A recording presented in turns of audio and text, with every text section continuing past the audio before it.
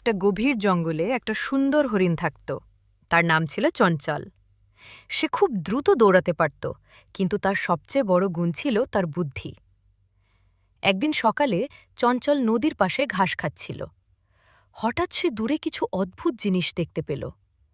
কাছে গিয়ে দেখে মাটির ওপর একটা জাল ফাঁদ পাতা। চঞ্চল ভাবল, এটা নিশ্চয়ই শিকারীদের কাজ, আমাকে সাবধানে থাকতে হবে। সে ধীরে ধীরে সেখান থেকে চলে যেতে লাগল। কিন্তু হঠাৎ পাশের ঝোপ থেকে একটা শব্দ হল, খস খস। চঞ্চল ভয় পেয়ে দৌড় দিল, আর দৌড়াতে দৌড়াতে না বুঝেই সেই ফাঁদের মধ্যে ঢুকে গেল।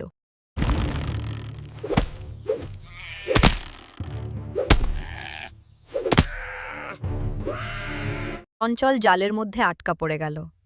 সে যতই লাফাতে লাগল, জাল ততই শক্ত হয়ে গেল। সে ভয়ে কাঁপতে লাগল। এখন কি করব? শিকারীরা আসলে তো আমি শেষ। কিছুক্ষণ পর সে নিজেকে শান্ত করল।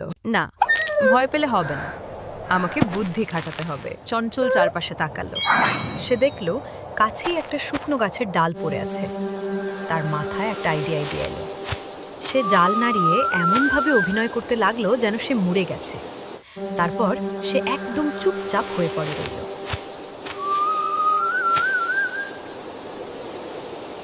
কিছুক্ষণ পর দুইজন শিকারী সেখানে এলো।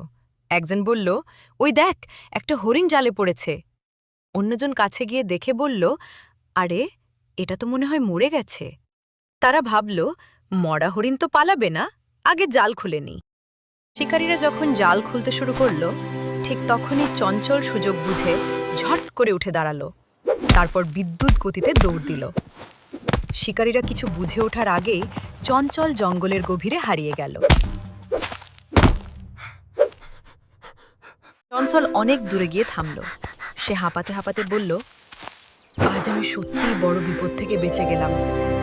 সে মনে মনে ঠিক করল, আর কখনো অচেনা জায়গায় অসাবধান হব না। বিপদে ভয় না পেয়ে শান্ত থাকতে হয়। বুদ্ধি খাটালে বড় বিপদ থেকেও বাঁচা যায়। দ্রুত সিদ্ধান্ত নেওয়া খুব গুরুত্বপূর্ণ।